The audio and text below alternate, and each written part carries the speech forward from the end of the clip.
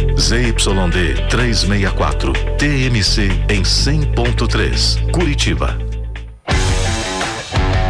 Papo de Craque TMC. Uma jogada. Neodente Odontologia Estética em implantes dentários inovadores. Encontre seu dentista em neodente.com.br. Piemonte Alberi, um sopro do empreendimento que está por vir do Cabral. Consórcio Ademicon. Olhe pelo seu ponto de vista e descubra qual Ademicon você precisa. Gerador de energia solar em até 10 vezes sem juros é na PowerCom Brasil. Energia limpa e renovável. Vedacity, paz para toda obra. Papo de Craque TMC. Eles estão fora de campo, mas mesmo assim batem um bolão. Os craques da TMC estão prontos para bater mais um Papo de Craque.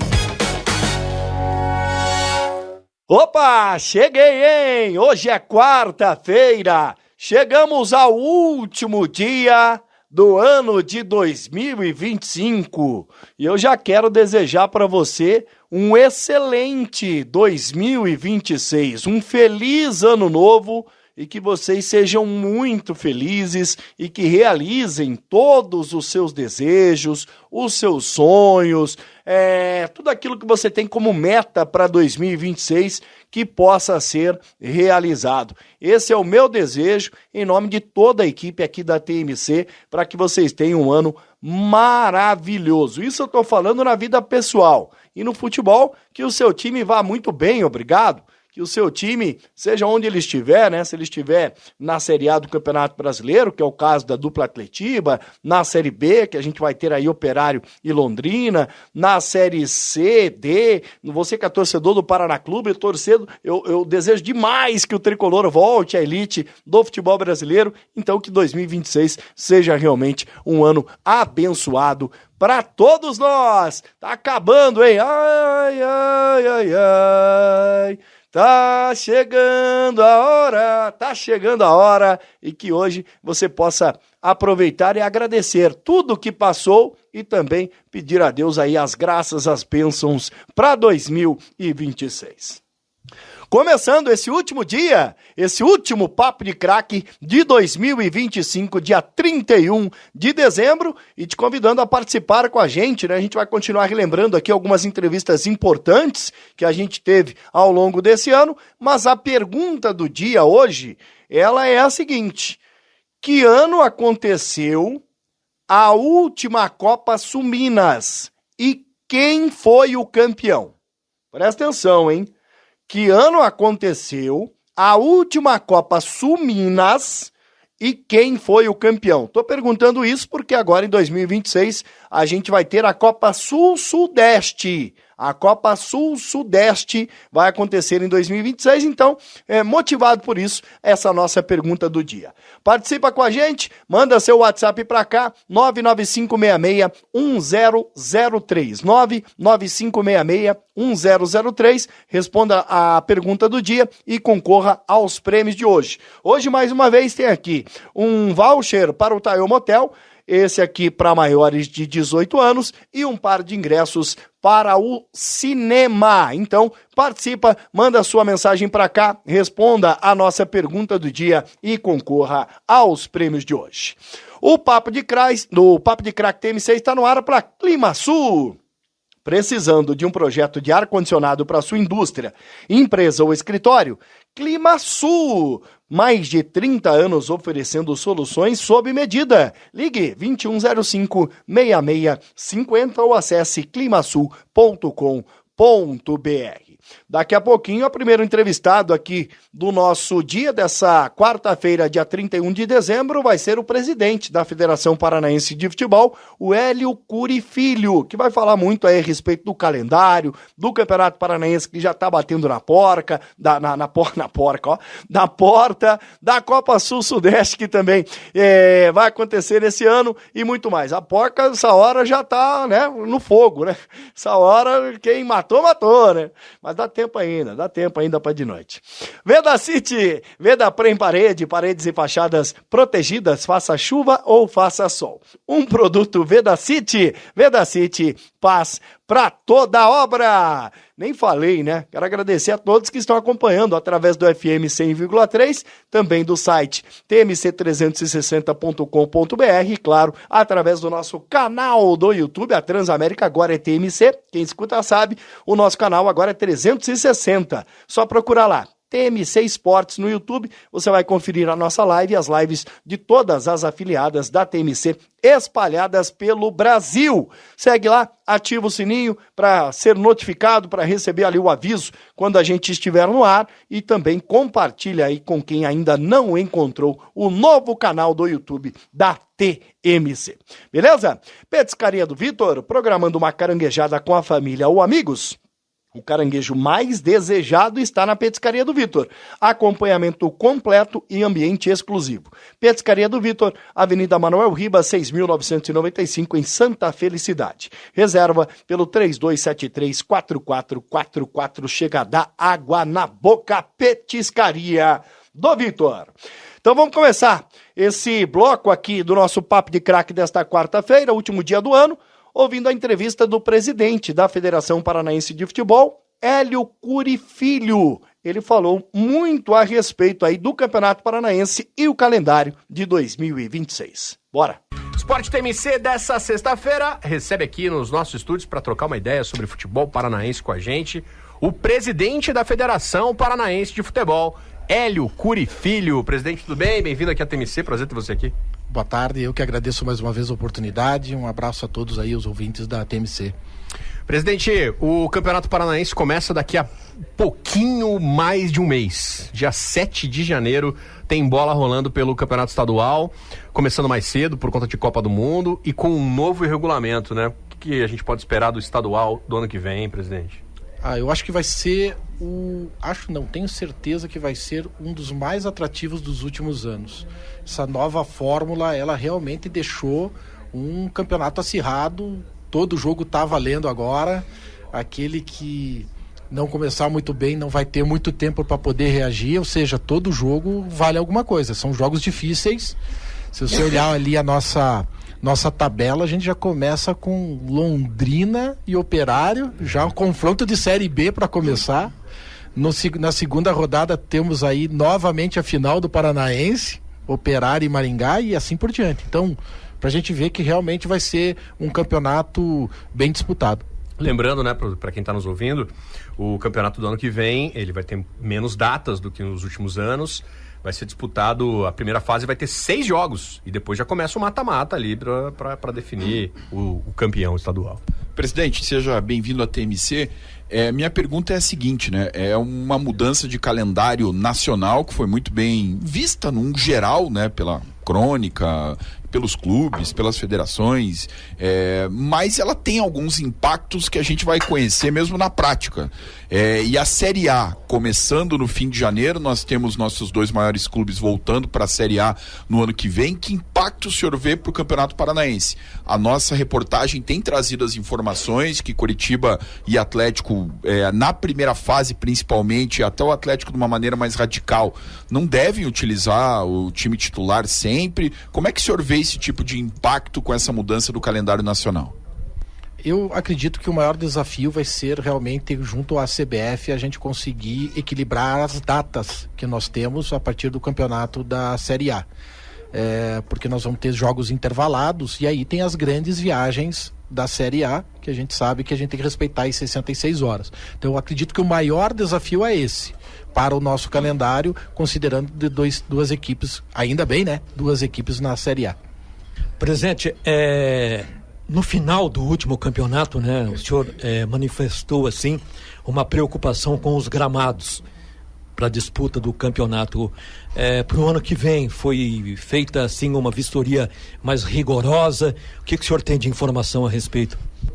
Na verdade, nós agimos de 2 maneiras. Primeiro, em maio deste ano, a gente baixou uma regulamentação dizendo que para jogar em gramado sintético somente com FIFA Pro.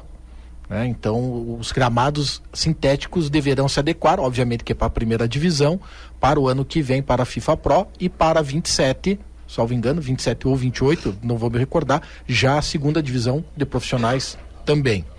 E nós fizemos também uma consultoria que fez o levantamento de todos os gramados dos estádios da primeira e segunda divisão de profissionais, para que a gente tenha realmente a noção de cada um desses estádios, e colocamos em regulamento, inclusive, que durante a competição os gramados serão vistoriados e, dependendo da situação, poderão ser vetados. Ainda dentro desse tema, não é nem o gramado, né? A questão do São Joséense e do Andral são duas equipes sem estádio para começar a competição. E pode criar aí um suposto inversão de mando, uma coisa assim, porque o Andral vai jogar com o Atlético 2 vezes na arena. Se você uma vez só, né? Que não tem turno e retorno. Não tem turno e retorno. Aí é que cria a questão da inversão de mando, né? E o São Joséense também, né? Porque ele pode jogar no Couto Pereira. Não sei se tem alguma coisa acertada nesse sentido, se você tiver alguma informação, mas é outro time sem estádio. Como é que você está conseguindo, ou pelo menos entendendo essa situação desses dois clubes? Veja, quando há a divisão de estádio previamente, a gente não considera como inversão de mando. Tanto é que o Paraná e o Patriotas dividiram o mesmo gramado, o Andraus e o Paraná lá atrás também. Nós temos isso no Maracanã e vários outros estádios onde as equipes jogam, e não se considera inversão de mando quando ele é indicado previamente à competição. Então eu não acredito isso um problema. O Andraus já indicou a arena, né? E o São Joséense está verificando ainda uma situação, mas deve também confirmar o seu estádio já na próxima segunda-feira. Presidente, boa tarde, obrigada por ter vindo aqui na TMC. A gente falou bastante esse ano de vaga em Copa do Brasil, porque teve a Taça FPF, Campeonato Paranaense que deu vaga, e claro, Coritiba e Atlético conseguiram pela Série B, quem estiver na Série A no que vem mudou um pouco, já vai ter essa vaga. Como é que está distribuído isso? A ideia é ter dentro do calendário da federação essa Taça FPF em 2026 também, que deu vaga também para a Copa Sul-Sudeste. O quanto é importante, né, até para os clubes saberem que quanto melhor eles terminarem a competição, mais possibilidades de vagas eles vão ter. Não, a Taça FPF veio para ficar. Isso a federação não abre mão. Eu acho que foi uma ótima competição, nós entendemos que foi um sucesso. Isso até a gente vê pelos números que nós tivemos nas transmissões. Nós tivemos mais de 700 mil visualizações durante o campeonato, visualizações orgânicas, ou seja, só estava no site que ia ser transmitido, que ia ter o jogo e nada muito mais do que isso. Os estádios proporcionalmente cheios, porque nós estávamos concorrendo com a Série A e com a Série B do Campeonato Brasileiro. Então eu acredito que seja um sucesso em termos de público, de torcedor, como campeonato. Todos os clubes saíram satisfeitos em razão deste campeonato, da preenchimento do segundo semestre. Então, assim, realmente a Taça FPF ela vem para ficar. Ela vai continuar indicando representantes para a Copa do Brasil, ou pode haver a possibilidade de competições nacionais, por exemplo, como a Série D? Não. Inicialmente nós queremos manter uma vaga da Copa do Brasil e uma vaga da Copa Sul-Sudeste. E justifico. Com essa mudança do calendário, mudou também a forma de preenchimento das vagas da Série D. Então a ideia da federação, e é algo que a gente já conversou com a CBF, é deste ano de 2026, nós entendermos como vai funcionar efetivamente essa distribuição de vagas, porque no papel fica bonito, a gente quer ver na prática como vai acontecer isso.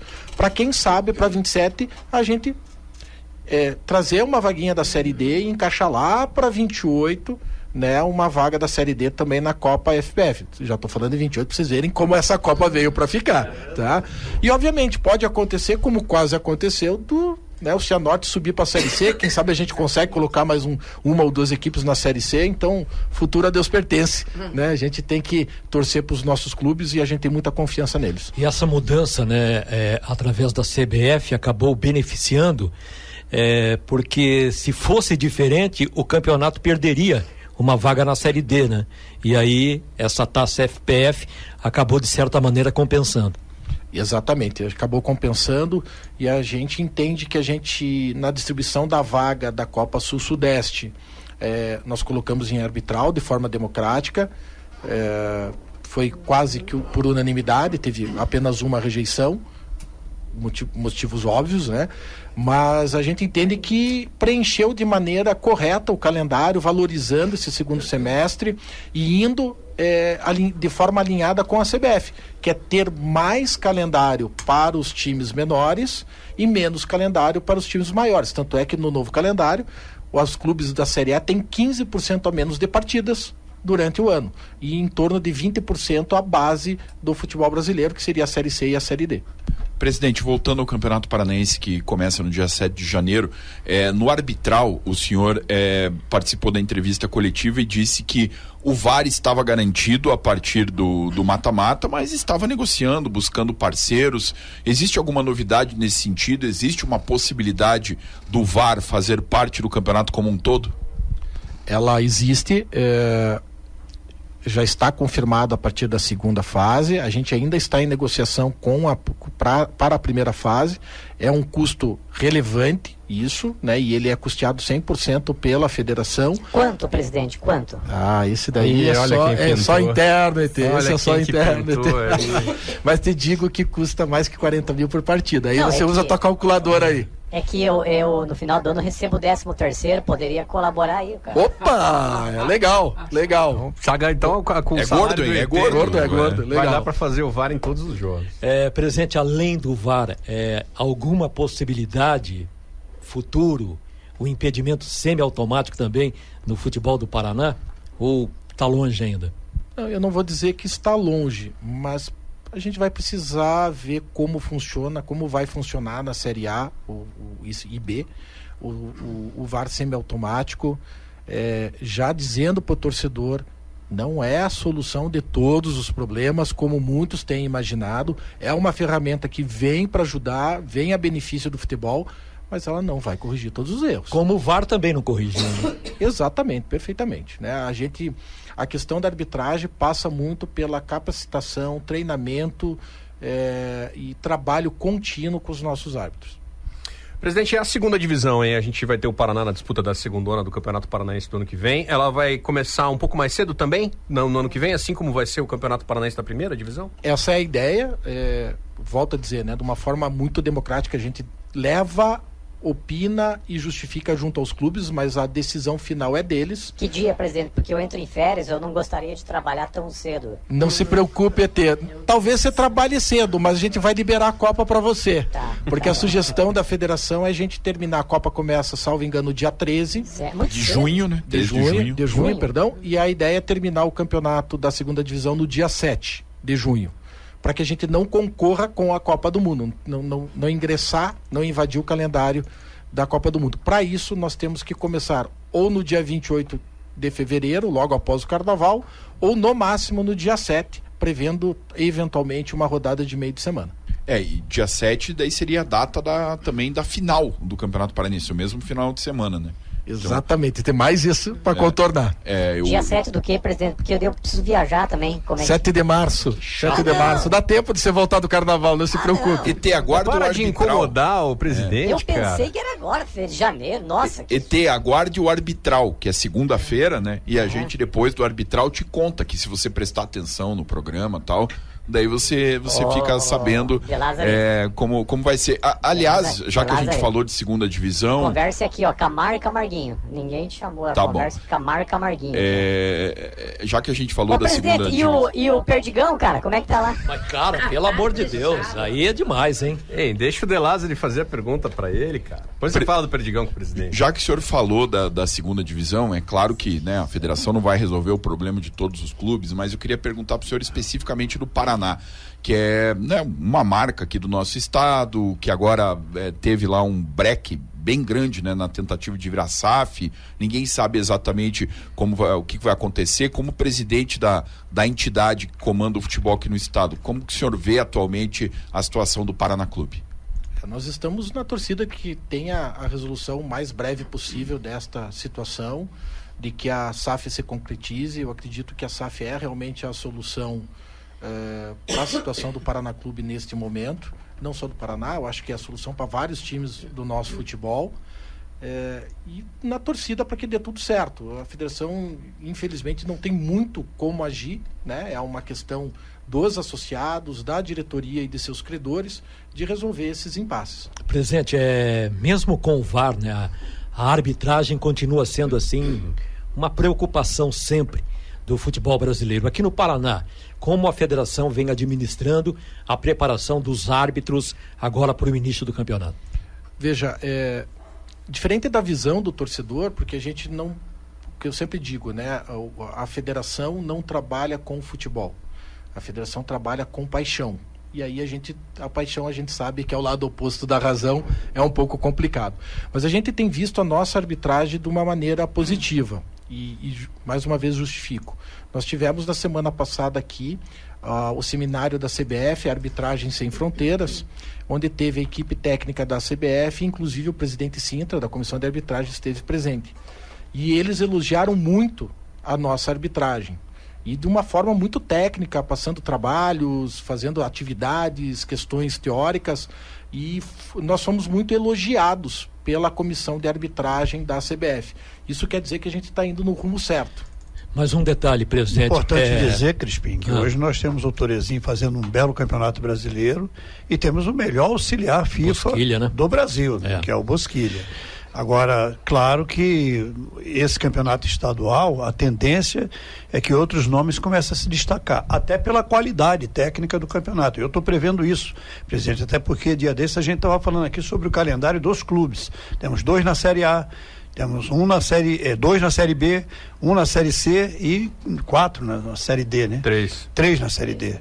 Então, quase todos os clubes têm calendário. Isso fortalece a visão técnica, né, de futuro, porque todos têm que ter elenco pronto, porque o calendário já começa imediatamente. Então, a tendência é termos um campeonato altamente técnico, talvez um dos melhores dos últimos anos. Por que eu estou falando isso? A federação, em algum momento, imagina, não digo para esse campeonato, mas talvez para os próximos, né, com a manutenção dessas equipes todas com calendário, uma premiação para vencedores, porque faz muito tempo que a Federação Paranaense de Futebol não dá prêmio financeiro, né? Não, a gente primeiro imagina em manter o apoio financeiro que nós damos aos clubes e obviamente sempre buscando aí uma premiação, algo diferenciado aí para o nosso campeonato, porque os clubes merecem. Mas é um momento um pouco complexo que o país passa, né? Ano que vem é um ano eleitoral e isso traz reflexos já na questão de patrocínio. Nós temos sentido isso, e não só nós, todas as federações que nós nos conversamos e outras entidades também com dificuldade de patrocínio em razão do ano que vem, todo mundo aí querendo entender o que vai acontecer. A gente acha que não, mas a política reflete no dia a dia de todos nós, né? Inclusive do futebol. Presidente, ainda em relação à arbitragem, uma das prioridades do presidente Samir Chaudhry é a profissionalização dos árbitros aqui no Brasil. De que maneira o senhor acompanha esse processo? Existe no momento um GT de arbitragem, em qual o Paraná se faz presente, de forma bem ativa, inclusive. A ideia é selecionar um grupo de árbitros, ainda não está definido exatamente o número, e para que esses árbitros se dediquem exclusivamente à arbitragem da Série A e B da Série A do brasileiro.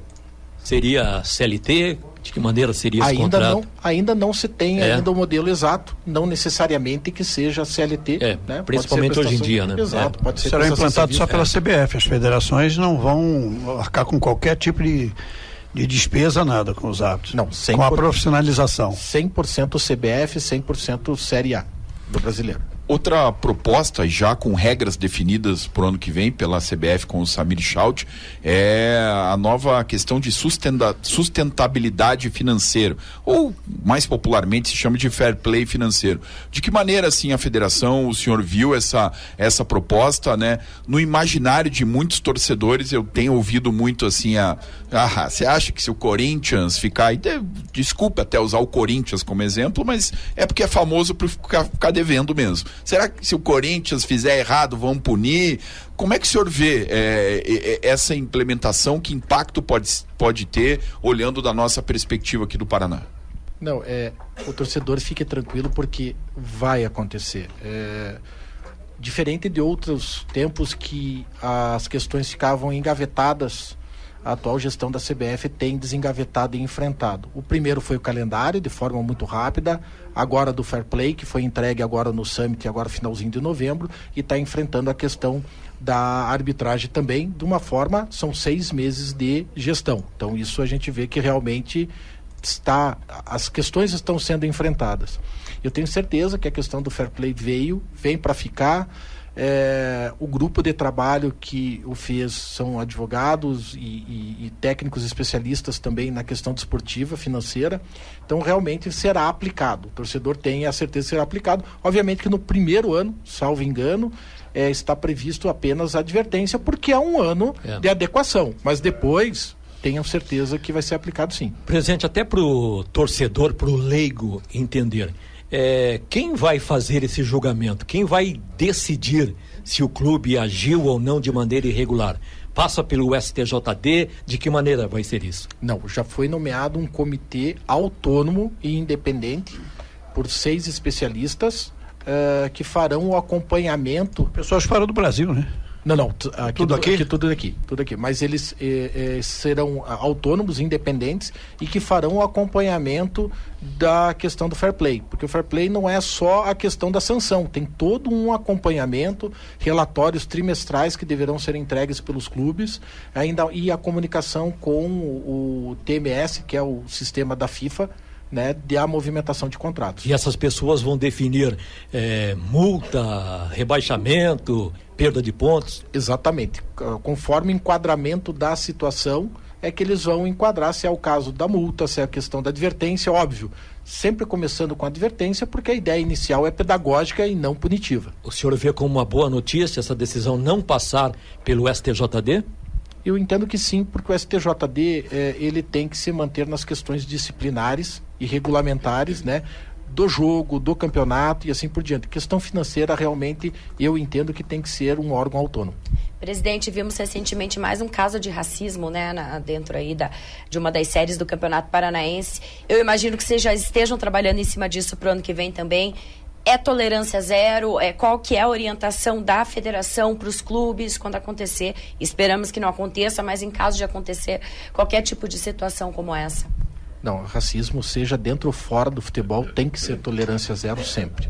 O que a gente bate, insiste na tecla é que a gente precisa de educação. Então, as campanhas da federação na questão do racismo e na questão da mulher, elas são permanentes. Elas não são mensais ou, sim, periódicas, né? Elas são permanentes e a gente assim vai continuar. E o STJD e o nosso TJD tem sido bem se posicionando muito firme com essa questão do racismo.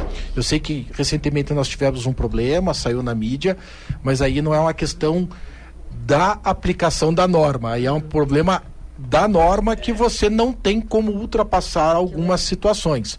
Ficou realmente ruim para o leigo, mas para quem conhece, por mais absurdo que pareça, foi aplicada a norma. E a gente não tem como passar por cima do legislador.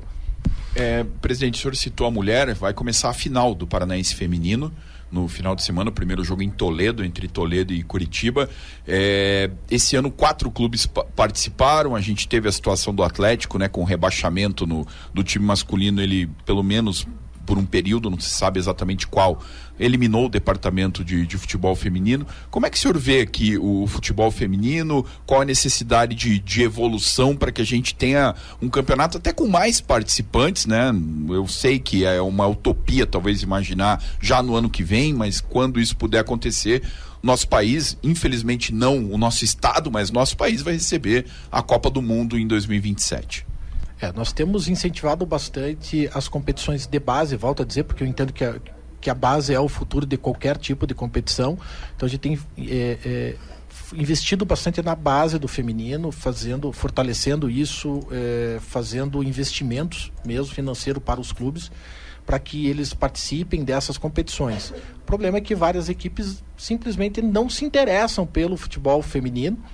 E nós entendemos que o momento ainda não é de obrigá-los, até por uma situação óbvia, né? Se a própria CBF só obriga a Série A, quem são os estados obrigarem em seus estaduais. Mas eu entendo que é uma questão também de cultura que nós temos que mudar aos poucos, e tenho certeza que futuramente a gente vai ter sim mais equipes e um futebol feminino muito mais forte.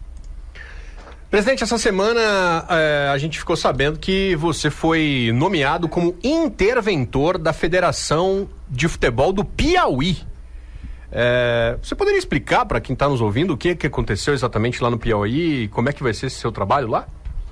No Piauí, o que acontece foi que houve o ajuizamento de uma ação pública contra a federação e um órgão dele, da federação local lá. Ao que parece, algumas divergências em prestação de contas, em especial alguns incentivos do Estado, né, dinheiro público. E aí o presidente Samir nos deu essa missão de ir lá acompanhar a situação, entender o que está acontecendo primeiro e dentro da nossa possibilidade a gente conseguir aí sanar as divergências ou os problemas que existirem lá. E como é que vai funcionar esse trabalho conjunto Federação Paranaense, Federação Piauiense? Não é exatamente pertinho, né? Não é tão perto, mas também não é tão distante assim. A gente tem uma equipe muito boa aqui no estado do Paraná. O nosso campeonato para o ano que vem está 100% resolvido. Então, assim, nos dá a liberdade de ficar alguns dias lá. A ideia é chegar já no domingo agora. Fazer as primeiras reuniões na segunda-feira, inclusive é feriado em Teresina, é feriado lá, e eu já convoquei o pessoal, vão ter que trabalhar no feriado, não vai ter jeito, acabei com o feriado deles. O pessoal já está feliz com você. O pessoal então já começa meio bravo comigo. E aí a gente vai... Porque também não dá para fugir muito disso, porque o calendário para nós é o mesmo para eles. Exatamente. O que tem a ver a Terezinha? Não entendi. Teresina, não é Terezinha.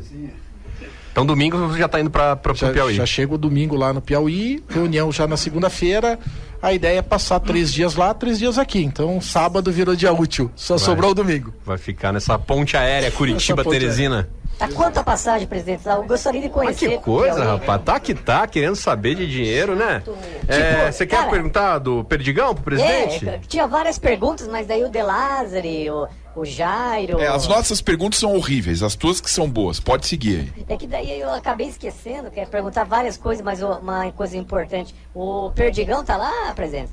O Perdigão é a nossa figura principal no programa de primeira. Certo, ele tá em todos os programas com a gente lá. É mais legal do que o Porto, né? Na verdade. Com certeza, com certeza. Ele é mais divertido que o Porto, sem dúvida. Ele tem mais história pra contar. Não tem dúvida. Eu também. O Perdigão, ele não faz assim, tipo festa, tal, se a gente convidar, ele não vai na tua festa, tal, assim. Ele vai, mas daí você vai ter que reforçar a geladeira, bicho. Você sabe que ele nunca convidou a gente pra ir nas festas dele, viu? Não convida mesmo. Eu queria convidar ele pra uma festa aí no final de ano, se o senhor puder intervir pra mim lá. Porque não tem muita verba, mas se ele aceitar, se o senhor puder dar uma ajuda lá. Eu ajudo, mas como o Porto falou, quero ver você aguentar depois. A Kátia tem bastante. O duro é o dia seguinte. O duro é a ressaca no dia seguinte. Eu levo ele embora. Um abraço pro Perdigão. Eu e o De Lázari, a gente participa de um MesaCast, um videocast lá na Federação Paranaense de Futebol, ao lado do Perdigão, falando das rodadas do Campeonato Paranaense, segunda divisão, Taça FPF. É um grande amigo aí, o Perdigão. A Lara, manda um abraço lá também. Lara Mota também, um abração pra ela. Um abraço lá pra ela também. Ô, presidente, pra gente fechar aqui, quando a gente conversou há um tempo atrás, você me falou uma coisa que eu achei interessante. A respeito do apelido que as pessoas deram pro Campeonato Paranaense, o Ruralzão. Muita gente usa de forma pejorativa, para falar mal do campeonato. E eu lembro que você me disse que você não enxerga dessa maneira, não. Que você enxerga até como um jeito simpático de chamar o campeonato. Eu continuo com a mesma ideia, com a mesma impressão. Não vejo como forma pejorativa. Na verdade, a gente tem que aproveitar esse nome Ruralzão de forma positiva. Nós estamos no estado do agro. O maior agro, o mais forte é aqui no Paraná. E a gente tem que entender isso e entender de uma forma bacana e trazer, na verdade, as empresas do agro para o futebol. Essa é a missão, uma das missões da federação. Trazer essas empresas. Nós temos várias empresas, as maiores cooperativas do Brasil estão no Paraná e cabe a missão da federação é fazer esse pessoal do agro entender a importância do futebol para o nosso estado, para que elas investam. E não digo para investir na federação, para investir nos clubes, tanto nos grandes como nos pequenos, que representam o interior do nosso futebol, um interior extremamente forte. Presidente, hoje eu acredito que até não é mais, mas durante há algum tempo foi pejorativo. Eu me lembro muito bem os questionamentos a respeito do Campeonato Paranaense, aí viajando para Porto Alegre, no avião, aí acompanhando a abertura do Campeonato Gaúcho. O apresentador dizia assim: vai começar o campeonato mais charmoso do Brasil. Quer dizer, o paranaense muitas vezes vai contra as coisas boas do seu próprio estado. Acredito que já mudou muito, e essa do Ruralzão, na minha opinião, foi tipo o Palmeiras assumir o porco. Era pejorativo, exemplo, né? Hoje é legal. Hoje tem um mascote com o porco. Desculpa, presidente, eles adotam como um fator que transforma, né, o pejorativo em coisas boas. Muito o Botafogo legal. também. O apelido da torcida do Botafogo não é cachorrada. Eles adotaram 2 cachorros. Então, eu acho uma coisa absolutamente normal. Agora, a ideia o que você sugere aí é exatamente isso. Nós estamos um estado na agricultura promissor. Nós temos as melhores e maiores cooperativas do Brasil. Eu não vejo nada demais. Amanhã ou depois o Estado, o campeonato estadual, tem um patrocínio de uma dessas cooperativas. Não, é Ruralzão, sim senhor, é isso aí mesmo. Planta mandioca, planta um pepino, ele cresce, fica desse tamanho. Planta a mão na tua cara, não. Nós temos a maior feira agropecuária Várias, em Cascavel. né? Londrina de também. Cascavel, Não, Cascavel é a maior. É o show rural. O show rural é a Cascavel. maior da América Latina, da América do Sul. É a maior. Imagine o volume de dinheiro, né, que é investido, que transita ali. Então, assim, o nosso agro é muito forte. E a gente tem que entender, né, de forma como assim fez o Palmeiras, a gente fazer muito parecido. Presidente da Federação Paranaense de Futebol, Hélio Cury Filho, participando com a gente aqui no Esporte TMC dessa sexta-feira. Presidente, muito obrigado pela visita, muito obrigado pela entrevista. E vamos torcer para que a gente tenha um grande campeonato paranaense no ano que vem, daqui a 32 dias. Sem dúvida. Um mês, né? Porque sextou, já não conta o final de semana. Final de semana já é popular. Eu que agradeço mais uma vez a oportunidade e sempre à disposição de vocês, e que a gente tenha aí um grande campeonato e que o torcedor vá a campo, siga o seu time. Boa sorte lá no Piauí também. Muito obrigado. Valeu, presidente Hélio Cury Filho, da Federação Paranaense de Futebol, participando com a gente aqui no Esporte TMC. Muito bem, tá aí, portanto, a entrevista com o presidente da Federação Paranaense de Futebol, o Hélio Cury Filho, falando um pouquinho, né, a respeito do calendário do futebol brasileiro, mas especificamente do calendário do futebol paranaense. Daqui uns dias já começa, né, o campeonato estadual, o campeonato da primeira divisão, começa agora no dia 7 de janeiro, marcando o começo, né, dessa nova temporada para os clubes do estado do Paraná. Logo na primeira rodada, a gente vai ter ali dia 7 de janeiro, Londrina e Operário, já começa com um clássico do interior, esse jogo em Londrina. São Joséense, Galo, Maringá, Cianorte, Maringá vai ter 2 times na primeira divisão nessa temporada, hein? O Coritiba recebe o Foz do Iguaçu. E aí no dia 8, uma quinta-feira, nós teremos Cascavel e Azures e Andraus e Atlético. Esse jogo Andraus e Atlético, inclusive, vai ser na Arena, tá? Mas é mando do Andraus. Portanto, jogo na Arena, mas comando do Andraus, que vai mandar os seus jogos no estádio do Furacão. Lembrando, o Campeonato Paranaense com 12 equipes, né, participantes, divididas aí em 2 grupos. No grupo A, Atlético, Cascavel, Foz do Iguaçu, Londrina, Maringá e São Joséense. No grupo B, Andraus, Azures, Cianorte, Coritiba, Galo, Maringá e Operário. Na primeira fase, os times do grupo A enfrentam os times do grupo B em turno único. Os 4 melhores de cada grupo avançam à fase de mata-mata, que será disputada em partidas de ida e volta. Os 2 clubes rebaixados serão definidos em um torneio envolvendo os 4 piores colocados. Torneio da morte, com o 9º colocado enfrentando o 12º e o 10º jogando contra o 11º em jogos de ida e volta. Caem 2 equipes para a Série B do Campeonato Paranaense. Lembra? Lá atrás já teve um torneio, o Atlético, né? Chegou a jogar inclusive um torneio da morte, então volta a essa fórmula, teremos também o torneio da morte ali, o mata-mata para definir os últimos rebaixados. E aí? Vai apostar em quem, hein? Para quem que vai a sua aposta? Quem é o favorito no Campeonato Paranaense? Lembrando que a dupla Atletiba está de volta, né? A primeira divisão do Campeonato Paranaense, do Campeonato Brasileiro, perdão. O Londrina voltou para a Série B do Campeonato Brasileiro, Londrina e Operário na Série B. Enfim, teremos realmente um campeonato fortíssimo, se a gente considerar que o São Joséense cada vez mais estruturado, o Maringá sempre fazendo boas campanhas, o Cascavel também é um clube de uma boa estrutura, então tem tudo para ser um campeonato de fato muito equilibrado, muito disputado e já tá aí, né, gente? Daqui falta o quê? 8 dias? Hoje é o último dia do ano, daqui a 8 dias já começa o Campeonato Paranaense de 2025. Então, já está batendo na porta aí, daqui a pouquinho tem o Campeonato Paranaense, claro, com cobertura aqui da TMC. Um outro detalhe, antes da gente ir aqui para o intervalo, tem a Copa Sul-Sudeste, né? Essa nova competição organizada pela CBF, que vai ter times de Minas Gerais, Rio de Janeiro, Rio Grande do Sul, São Paulo, Paraná e Santa Catarina. Só do Espírito Santo, né? Dos estados que envolvem aqui a região sul-sudeste, que não vai ter representante. Vai disputar a Copa Verde, se não me engano. Então, o Espírito Santo está fora. Minas Gerais vai ter como representantes América Mineiro e Tombense. Rio de Janeiro vai ter como representantes Volta Redonda e Sampaio Correia. Rio Grande do Sul vai ter Juventude e o Internacional, que é o grande clube, né, dessa competição para 2026. O estado de São Paulo vai ter o São Bernardo e o Novo Horizontino.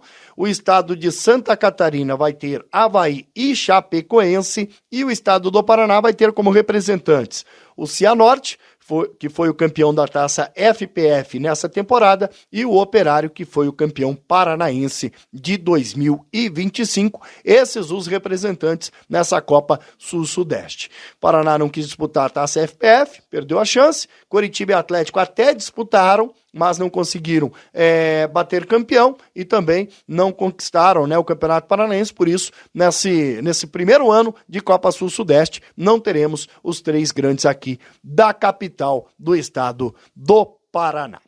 Então, Campeonato Paranaense, Copa Sul-Sudeste, aí tem Série B, tem Copa do Brasil, tem Série A, e tem muita coisa que a gente vai acompanhar nessa temporada aqui na TMC.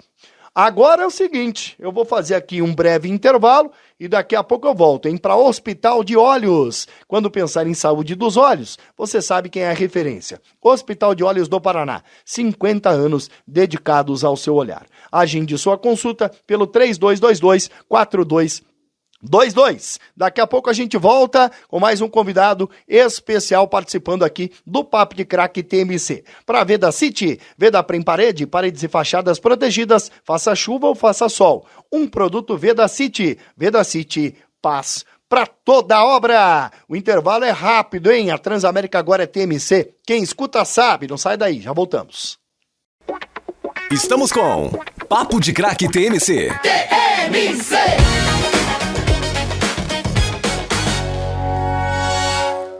Muito bem, estamos de volta com o Papo de Craque TMC para Powercom Brasil. Seja autossuficiente em energia. Grupos Geradores e Sistemas de Energia Solar Powercom Brasil. A energia do seu negócio. Papo de Craque desta quarta-feira, dia 31 de dezembro de 2025. Que honra, né?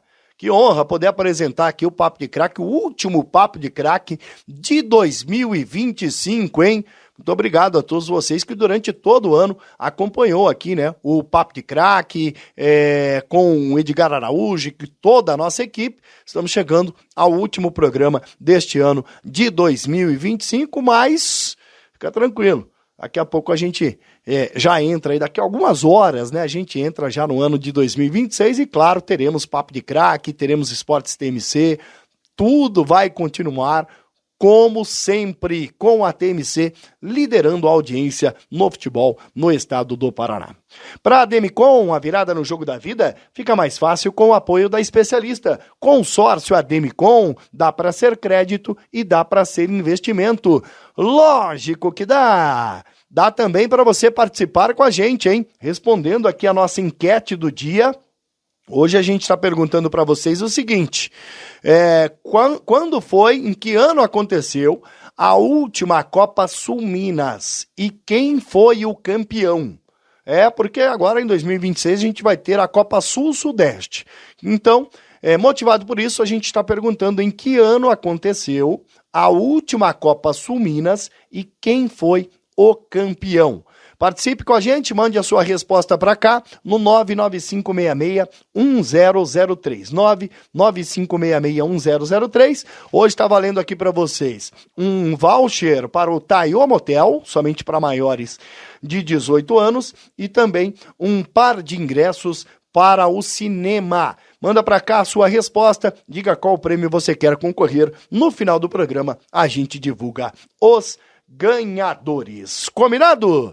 A ALEP, a Assembleia Legislativa do Paraná, chegou a 100% de transparência e conquistou o título de Assembleia mais transparente do Brasil.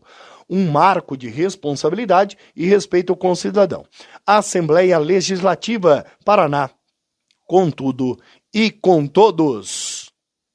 E agora a gente tem uma entrevista muito especial com um convidado para lá de especial. A Monique Vilela conversou com o técnico Odair Hellmann, treinador do Furacão, que levou o Atlético à Série A do Campeonato Brasileiro. Que trabalho fez o Odair, hein, gente? É claro, contou ali com a chegada de alguns reforços pontuais, importantes no meio do ano. O Atlético teve um início de Série B muito complicado. Furacão parecia realmente que não ia conseguir o acesso. Esteve durante o primeiro turno mais perto da zona de rebaixamento do que do bloco de cima, ali brigando para subir, mas conseguiu um segundo turno incrível, o melhor time do retorno, fez uma arrancada sensacional sob o comando do Odair Hellmann e conseguiu o acesso para a Série A do Campeonato Brasileiro. O Furacão voltou, né? Aliás, a dupla Atletiba voltou à Série A juntas, assim como tinha sido lá em 1995. E a Monique Vilela conversou com o técnico Odair Hellmann e a gente acompanha esse papo agora aqui no Papo de Craque TMC. Bora lá. Pós-acesso do Atlético, conquistando a vaga para a Série A de 2026 e nessa reta final de temporada, já com o dever cumprido, o técnico Odair Hellmann atende a TMC para conversar um pouquinho sobre essa trajetória na temporada e essa missão, como o próprio Odair mesmo disse nos últimos dias. Missão dada é missão cumprida. Odair, obrigada por atender a TMC e conversar com a gente aqui um pouquinho mais sobre essa emoção e esse momento que você viveu de devolver o Atlético à Série A. Primeiro, prazer estar aqui com vocês da TMC. Como eu tinha conversado com o presidente, né, e acabei colocando na entrevista coletiva, missão dada, missão cumprida, e a felicidade é por isso, né? Por ter conseguido cumprir o objetivo. A gente sabe quanto é difícil, né? No futebol a gente primeiro fechar as etapas, cumprir as etapas, né? Processo de treinador, principalmente, né? A gente sabe que o treinador ele tem um cargo suscetível. Eu sempre digo que você assina contrato de 3, 4 anos, mas a cada jogo é uma situação, a cada 3 jogos. Então, fechar esse ciclo foi um prazer, uma honra, uma felicidade muito grande. E é um alívio também, né, por cumprir aquilo que eu vim fazer aqui. Então, todo mundo muito feliz. E aí, no final, falei isso para o presidente. Presidente, missão dada, missão cumprida. E que bom que a gente eu possa estar falando isso para o senhor. Odair, como é que você pegou esse Atlético na sua análise e como é que você entrega esse elenco do Atlético pós-acesso, até já pensando e vislumbrando uma temporada do ano que vem? Que tipo de análise você pode fazer para o torcedor nesse sentido? A minha chegada aqui era uma chegada num momento de instabilidade, né? Um momento difícil na competição. Eu acho que porque a expectativa de todos, da torcida, do próprio clube, era uma expectativa de que o Atlético fizesse um início de ano no Paranaense, início de brasileiro melhor do que estava acontecendo até então. E quando acontece isso, vem muitos pontos de interrogação, né, muitas dúvidas, e eu acabo chegando nesse momento. E na minha chegada, eu me lembro até que eu fiquei quase uma semana, praticamente uma semana no CT, porque aquilo me dava vantagem de estar lá 24 horas por dia dentro do clube, né, para ter o diagnóstico perfeito daquilo que a gente tinha que agir, porque não tinha muito tempo.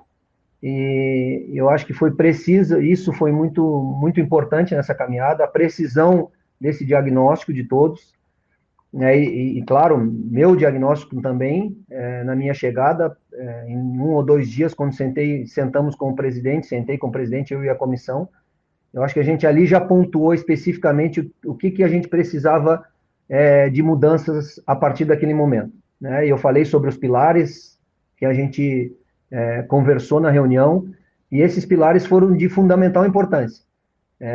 Pilares de que eu abordei a mudança de metodologia de parte física, e conversei isso com o presidente, com a direção e com os próprios jogadores na minha apresentação, de que uma mudança de metodologia ela é sempre arriscada, porque ela pode gerar também muitas lesões, situações que naquele momento não era boa para nós, mas eu acreditava no processo, acreditava que a gente fazendo um trabalho né, com uma metodologia para aquilo que é a ideia de jogo que eu tenho, né, e para aquilo que eu acredito que uma equipe, um grupo de jogadores de futebol precisa para disputar em altíssimo nível, né, nesse aspecto físico.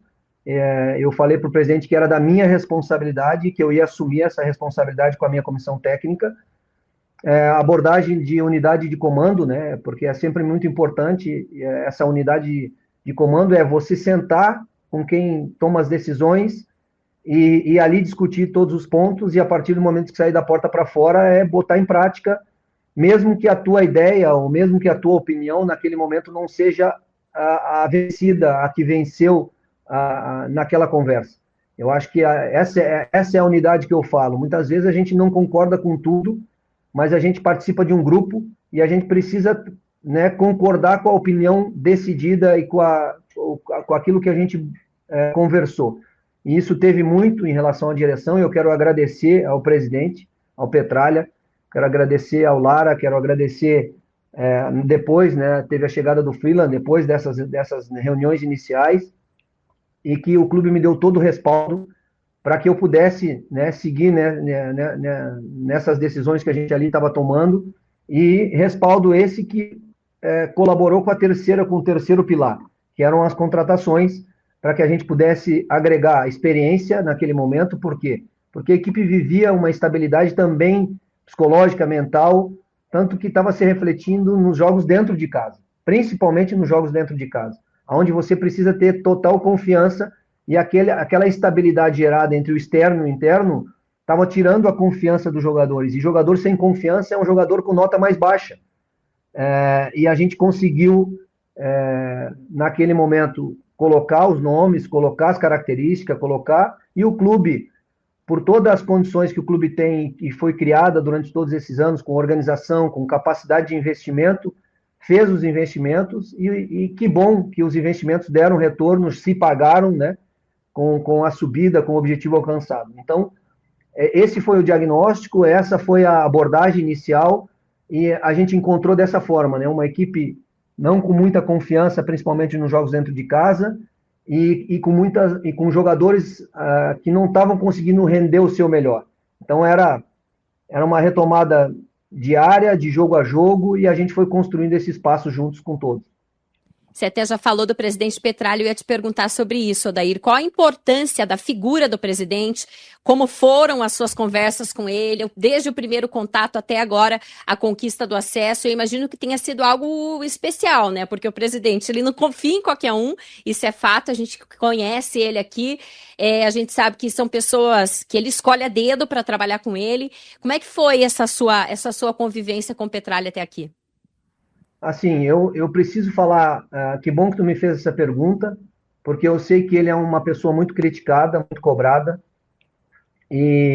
mas eu tenho que ser honesto, primeiro comigo mesmo, com a minha comissão técnica, que sabe disso também, e que conviveu, e portanto tem a mesma visão a respeito disso. E se eu não tivesse, talvez eu ficasse calado, ou desse uma resposta rápida, passava ali, né? E ele também não me deu aumento, então não estou puxando o saco dele, nem preciso, nem ele o meu e nem eu o dele. mas eu tenho que agradecer ele muito, porque ele foi muito firme, me deu total autonomia de decisão, me deu total respaldo de decisão. Isso faz muita diferença, e fez diferença no meu trabalho. Quando, por exemplo, eu abordei os nomes para ele mandou seguir em frente. Ele, em nenhum momento, ele titubeou ou qualquer outra situação. E teve que fazer investimento pesado. E só o Atlético, só o clube organizado por ele, tem essa capacidade, nesse momento, de fazer o investimento que fez. Né? A gente sabe e tem essa consciência que, por exemplo, as outras equipes da Série B não teriam capacidade para fazer o investimento que nós fizemos. E esses investimentos deram certo, que bom, que deram certo para nós tecnicamente, que era o que a gente buscava, e também deram certo financeiramente para o clube, que eu tenho certeza que vão dar futuramente. Então, assim, eu quero agradecer ao presidente, faço questão de agradecer, já o fiz pessoalmente, e ele foi uma peça importantíssima, fundamental, nesse processo de diagnóstico, de abordagem dos pilares e de autonomia para que nós, profissionais, pudéssemos desenvolver o nosso trabalho. E a todo momento, e vou lembrar apenas de um, para não ficar falando aqui sobre todos os bastidores, porque daria 3 dias. Teve um momento de instabilidade dentro do processo, e o presidente foi ao clube, como ele ia sempre, e foi lá e fez as cobranças que tinha que fazer, como nós fazemos todos os dias, e ele, como presidente, foi lá e fez as cobranças pertinentes que tinham que ser feitas, mas numa cobrança profissional, respeitosa, mas uma cobrança muito objetiva e direta, mas ao mesmo tempo falou e passou uma mensagem ao grupo e aos profissionais que estavam lá, da confiança no trabalho e que ele tinha certeza que a gente ia conseguir a classificação. Algo falava para ele, no coração dele, que nós íamos conseguir a classificação e que com certeza continuássemos trabalhando, nos dedicando, nós íamos no final comemorar essa classificação. Então, a mensagem de um comandante nesse momento, ela gera um combustível, uma energia, uma força ainda maior, porque naquele momento de estabilidade, quando o comandante entra em dúvida, e eu estou falando de mim, por isso que eu sempre falei, e eu sou assim, sempre falei que eu acreditava, porque o comando precisa estar firme, consistente, com energia, né, e buscar solução. Não adianta acordar de manhã e ficar chorando e esperando a chuva vir. E o presidente teve essa abordagem, então, assim, ele foi uma peça importantíssima, fundamental nesse processo, nessa classificação, e eu já o agradeci pessoalmente e faço questão de agradecer publicamente, porque também somos muito criticados, cobrados, e devemos ser, pelo posto que temos, pela posição que temos, mas também merecemos os nossos elogios no momento que as coisas acontecem de forma positiva. E ele merece todos esses elogios. Odair, eu sei que treinador não gosta de falar individualmente de jogadores, sempre mais de um coletivo, mas é inevitável a importância, inclusive de atletas que você contribuiu e participou na vinda. Viveiros, Benavides, que agora renova automaticamente esse contrato com a vaga na Série A, o próprio Aguirre, o Carlos Teran.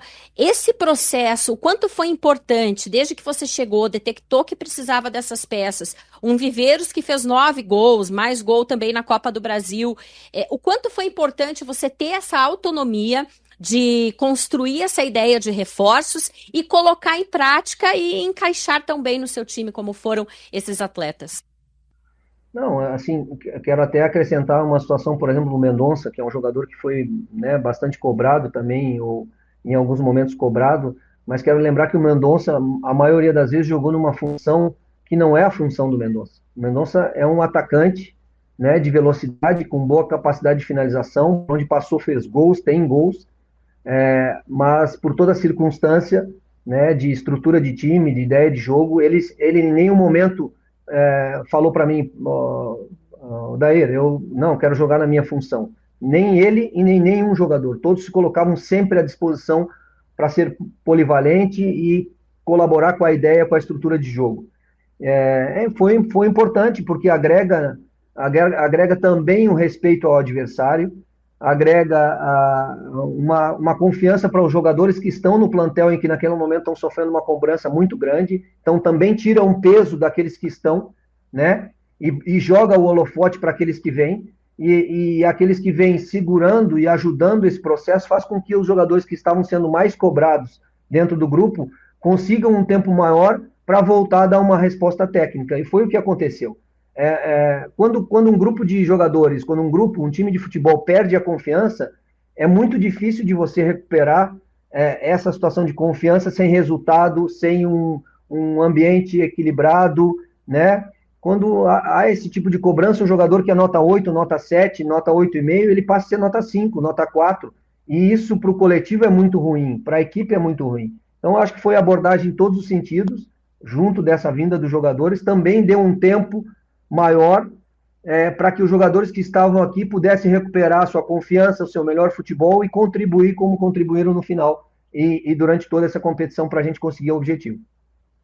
Odair, a gente que tá aí, eu tô há 8 anos cobrindo o Atlético, a gente já viu a passagem de vários treinadores e essa sua chegada ao Atlético, a gente vê muito mais um clube mais assim intimista, no sentido de aproximar o atleta, até você ser próximo ao atleta, você ter esse cuidado especial com o jogador, o lado ser humano do atleta, que ele não é, né, só uma máquina, só um jogador, tem o ser humano também jogando, né, dentro da equipe, do clube, 24 horas por dia.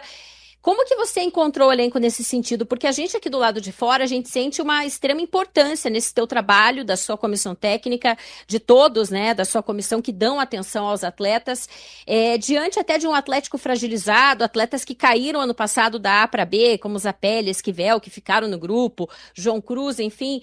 Isso foi importante? Se sentiu que foi importante também, até para você fazer ali uma unidade de trabalho com o seu grupo? Assim, isso não se distancia da parte técnica, tática, física. E vou dizer mais, né? Eu estudo muito, eu ouço muito treinadores muito experientes, campeões pelo mundo, e sempre estou aprendendo, buscando aprendizado. E hoje sempre foi assim, sempre foi, mas hoje muito mais, porque a humanidade está passando por um processo mental muito difícil. As pessoas estão com mais problema de ansiedade, as pessoas estão com mais problema de depressão, as pessoas estão com muito problema psicológico, né? A sociedade está muito rápida, ela está exigindo velocidade demais do ser humano, que não para sentar com um amigo, que está no celular o tempo todo.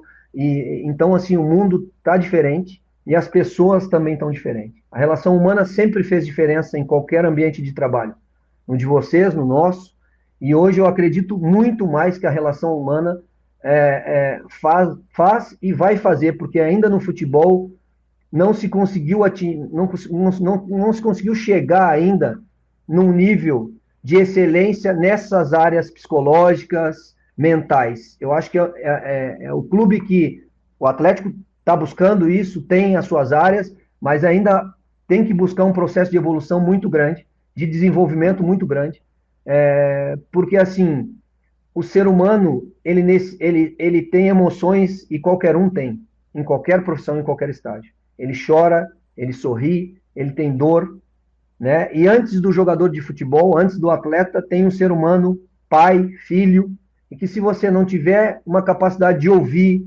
saber entender, em alguns momentos, né, ter uma conversa de pai, de amigo, em outros momentos uma cobrança forte, de botar a verdade na mesa, de ser claro, de olhar um olho no olho e fazer aquela cobrança e dizer, 8 é 8 e não é 8,5 e não é 7,5.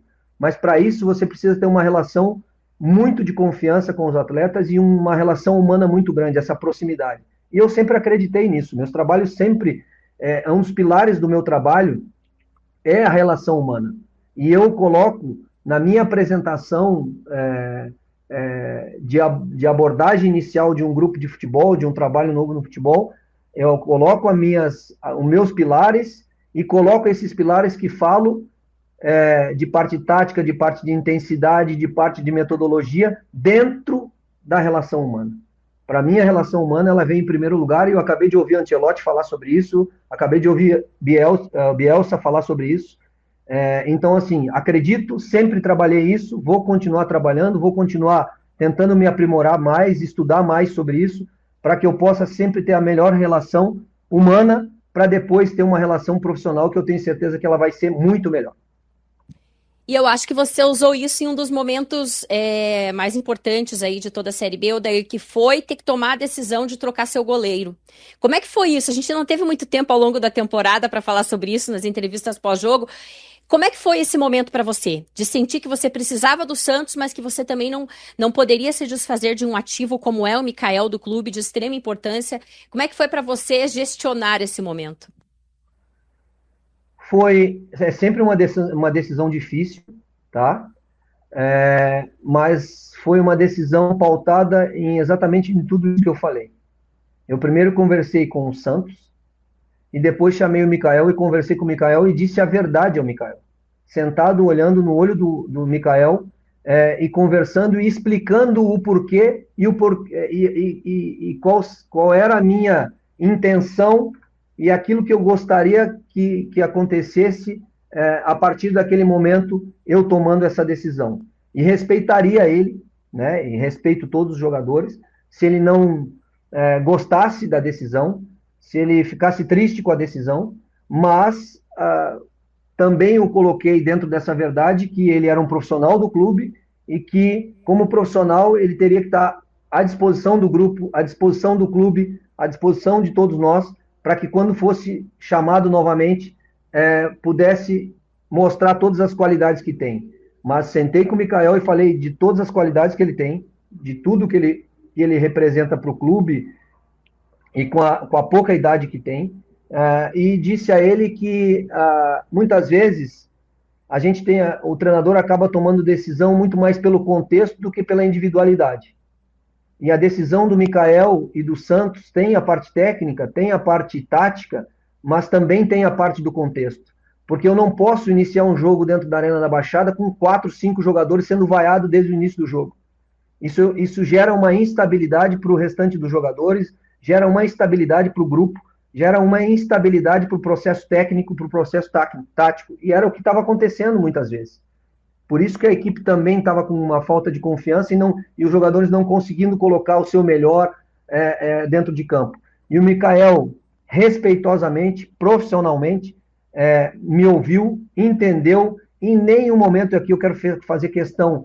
O Mikael sempre teve à disposição profissionalmente, continuou trabalhando e esperando a oportunidade dele. E eu tenho certeza que com essa atitude dele, ele evoluiu muito profissionalmente e tenho certeza que ele terá portas abertas, como tem aqui com a gente no Atlético Paranaense, para, de novo, numa outra oportunidade, retomar o seu jogo, retomar a sua posição, retomar a sua possibilidade de jogar, porque tem totais condições para isso.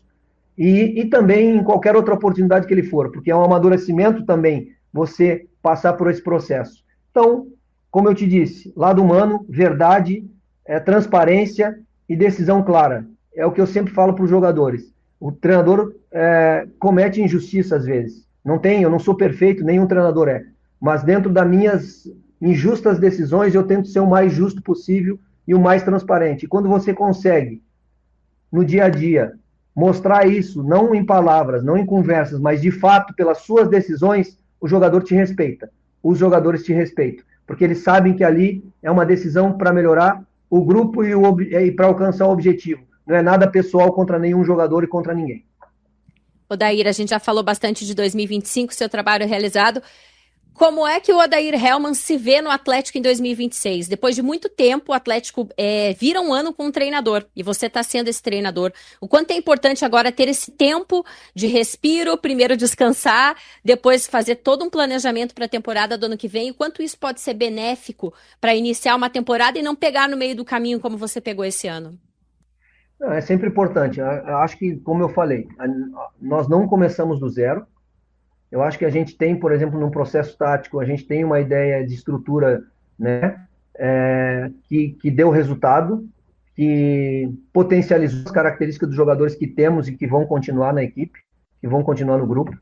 Eu acho que para o próximo ano a gente tem que evoluir no aspecto tático em relação a buscar variações táticas, a qual nesse ano eu não consegui estabilidade e equilíbrio, por exemplo, quando eu busquei uma troca para uma linha de 4, e a equipe não gerou, nem gerava no treinamento e não conseguiu gerar nos jogos, a não ser quando a gente buscava uma variação, como foi no caso da Ferroviária, que aí tinha que buscar uma variação nesse sentido que a equipe adversária estava defendendo muito em bloco baixo, e aí sim a gente precisava pesos e características diferentes para ter uma área mais forte e mais decisiva. Mas na hora de buscar o equilíbrio dos 90 minutos, a linha de 4 não nos deu essa sustentação, e eu acho que a gente precisa trabalhar para o ano que vem nesse sentido, em busca de variações táticas. Claro que agregando características novas, jogadores novos, né, para que a gente possa também desenvolver e fortalecer essa possibilidade tática. Então agora é férias, mas que não são férias, né? Porque segunda-feira eu fui para o clube, passei o dia todo no clube, terça-feira passei o dia todo no telefone, hoje eu acabei de São Paulo, estou dando entrevista, é trabalho, estou aqui trabalhando, e no telefone o tempo inteiro, porque o que a gente fez foi sentar, colocar os pilares, fazer as abordagens que nós tínhamos que fazer na reunião pós-campeonato. Bom, Odair, a gente sabe que agora, como você disse, é um final de ano de muito descanso, mas também de trabalho, e a gente sabe de toda a sua dedicação que você teve com o Atlético até aí nessa reta final. Falou da sua promessa que você vai cumprir agora. O que o torcedor pode esperar desse final de ano, pensando assim, vislumbrando a mudança de ano de 25 para 26, dentro desse trabalho de vocês, de reconstruir um time agora para a Série A, que a gente sabe que é outro patamar, e de uma perspectiva e expectativa para o ano que vem, como a gente falou, no seu comando, depois de muito tempo o Atlético gira um ano já com um treinador. Primeiro que eu quero agradecer ao torcedor por tudo que fez esse ano pelo clube, por nós, e dizer que vamos em busca de mais no próximo ano, mas com muita humildade e pés no chão, porque a volta para a Série A no primeiro ano sempre é uma volta muito mais difícil, né? Porque os clubes na Série A, o mercado na Série A está muito inflacionado. Para você buscar jogadores no mercado hoje para a Série A, de nível de Série A, é salários exorbitantes, é negociações exorbitantes. Então, assim, nós vamos, né, o que eu posso prometer, eu só prometo aquilo que eu posso cumprir. E o que eu posso prometer ao torcedor é muito trabalho, e eu estou trabalhando aqui nas minhas férias e todos os dias, 24 horas por dia. Se eu não apanhar da minha mulher e ela não se separar, porque está em viagem de férias e está no telefone o tempo inteiro, né? Então, assim, eu procuro períodos do dia para fazer os contatos e olhar, mas estou sempre com celular e computador e vendo o jogador, e vendo possibilidades, e discutindo as informações e tudo aquilo que chega nesse momento, porque nesse momento é uma loucura. Esse momento do mercado é um momento muito difícil, há muita especulação, há muitas tentativas de colocar nomes e situações que na maioria das vezes não tem a mínima situação interna. Então, assim, é um momento de todo cuidado, de muito trabalho, para que a gente possa reforçar qualidade, característica, número de jogadores, porque temos que ter um grupo muito coeso em relação à qualidade, porque é o grupo que faz diferença.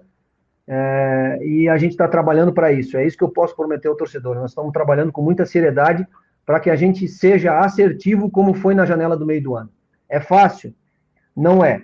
Mas que nós vamos trabalhar com toda a dedicação e competência para que a gente possa fazer todos os acertos em mudanças, nas mudanças que vamos fazer dentro do grupo e dentro desse processo para o ano que vem, para que a gente possa ter um ano abençoado, mas com muita humildade, não adianta gerar expectativa, né? Porque, como eu falei, a expectativa ela é sempre a pior situação, porque às vezes não bate com a realidade e aí gera problema, e aí a gente não consegue bater a expectativa porque não estava preparado, né, para isso. Então, história é história, tamanho de clube é tamanho de clube, mas realidade é realidade. Então, vamos dentro das nossas condições, e eu tenho certeza que a direção, como fez no meio do ano, também nessa janela, vai fazer para que a gente possa fazer as aquisições, né, buscar variação tática, como eu disse, característica, qualidade,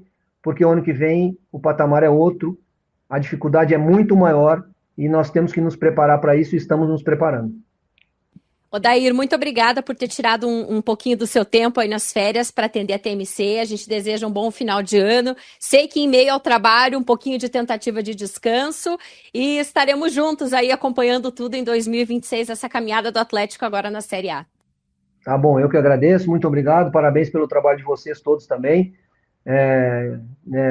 Nem ouvi se me cornetaram muito, mas está tudo certo. Não dá para deixar uma brincadeira no final, mas quero parabenizar vocês aí por todo o trabalho e espero que a gente consiga também, o ano que vem, cumprir com todos os propósitos que a gente vai estar planejando agora e vai executar durante esse processo de férias até a apresentação do próximo ano. Muito bem, tá aí o papo da Monique Vilela com o Odair Hellmann, técnico do Furacão. Almacan, a melhor comida árabe de Curitiba no restaurante Almacan. Você precisa conhecer. Avenida Iguaçu, 2820, esquina com a Carneiro Lobo. Almacan é bom demais. Bom também foi o trabalho do Odair Hellmann, né? Fez um trabalho fantástico aí com o Furacão. Claro, como eu falei no início do bloco, contou aí com a chegada de alguns jogadores pontuais, alguns reforços bem interessantes, né? Como o Kevin Viveiros, que desandou a fazer gol, o Teran, entre outros jogadores, né? Que chegaram aí no meio do ano e que ajudaram a elevar o nível técnico dessa equipe do Furacão. Mas todo o mérito também para o Odair Hellmann, né? Durante o ano a gente falou sobre isso aqui. O Odair, ele conseguiu recuperar alguns jogadores importantíssimos para o rubro-negro. O Zapelli jogou mais com ele, o Mendonça jogou mais com ele, o Filipinho passou a render mais, entre outros tantos. O Leozinho estava escanteado no Atlético. Evoluiu muito sob o comando do Odair Hellmann, ele recuperou esse jogador que foi realmente peça fundamental, principalmente nos jogos dentro de casa, da Arena da Baixada. Então o Odair tem sim os méritos por ter conquistado esse acesso com o Furacão. 30 jogos no comando do Atlético, 15 vitórias, 6 empates e 9 derrotas. Lembrar que ele chegou depois da demissão do Maurício Barbieri, né, lá no mês de maio. Na Série B, ele obteve um aproveitamento de 60% dos pontos. Por aproveitamento, até não garantiria ali, não garantiria só o acesso, mas também o título. O Curitiba teve 59%, mas como ele chegou no meio do campeonato, então acabou não conseguindo buscar o título, mas convenhamos, né, tá de bom tamanho, conquistou acesso. Vale lembrar, ainda levou o Atlético, né, até as quartas de final da Copa do Brasil, eliminou o São Paulo, né, um time da Série A, nos pênaltis, e depois acabou eliminado pela equipe do Corinthians. Antes de voltar ao Furacão, o Odair Hellmann estava no comando do Al Raed, lá da Arábia Saudita. Ele chegou aqui e estreou na vitória de 1-0 sobre o Atlético na Arena da Baixada. O Odair Hellmann, ou o Papito, como a Monique chamava o Odair Hellmann durante essa temporada, técnico do Furacão, bateu um papo com a gente aqui no Papo de Craque da TMC. Colômbia, você conhece as falhas de segurança da sua empresa? Com o Pentest da Columbia TI, simulamos ataques reais e revelamos vulnerabilidades críticas antes dos hackers. Antecipe-se às ameaças e proteja o seu negócio. Columbia TI, especialistas em testes contra a invasão. Acesse columbiati.com, aqui você pode confiar. Bom, hoje aqui no Papo de Craque a gente te convidou para participar e responder a nossa pergunta do dia, que é relacionada aí à volta também da Copa, ou o ingresso no calendário da Copa Sul-Sudeste, né? E aí a gente resolveu perguntar da Copa Sul-Minas. Lembra dela? Foram 3 edições da Copa Sul-Minas. E a gente perguntou que ano aconteceu a última Copa Sul-Minas e quem foi o campeão. A última foi em 2002, é isso aí, 2002. E o campeão foi o Cruzeiro, em cima do Atlético Paranaense, em cima do Furacão. Portanto, essa foi a última vez que houve a Copa Sul-Minas. Depois, em 2017, né, ainda veio a Primeira Liga, uma competição também envolvendo algumas equipes aí do Brasil, uma competição nacional, mas que não foi adiante, né? Teve aquela edição de 2017, vencido inclusive pelo Tubarão, pelo Londrina, um time paranaense. Venceu a equipe do Atlético Mineiro nos pênaltis, jogando no Estádio do Café. E agora em 2026 teremos a Copa Sul-Sudeste e os representantes do estado do Paraná nessa disputa serão Operário, como campeão paranaense, e o Cianorte, que foi campeão da Taça FPF. Bom, A resposta já foi dada e agora a gente divulga aqui os ganhadores dos prêmios. O voucher para o Taio Motel vai para o Elton, do final do telefone 0111. E o par de ingressos para o cinema vai para o Daniel, do final do telefone 9223. Muito obrigado aí ao Elton e ao Daniel e a todos vocês que participaram com a gente, respondendo a nossa pergunta do dia e também interagindo conosco aqui no Papo de Craque da TMC. Estamos chegando ao final desse programa. Você que acompanha aqui a TMC, à tarde a gente tem um encontro, né? No Esportes TMC, o último programa de 2025. Mas você que acompanhou durante todo o ano aqui o Papo de Craque TMC, ó, muito obrigado. Como diria Edgar Araújo, de coração, vocês são feras demais. Obrigado, gente. Um grande abraço a todos. Feliz ano novo para todos vocês e a gente se encontra logo mais no Esportes TMC. Tchau, tchau. Valeu. Você ouviu Papo de Craque TMC. TMC.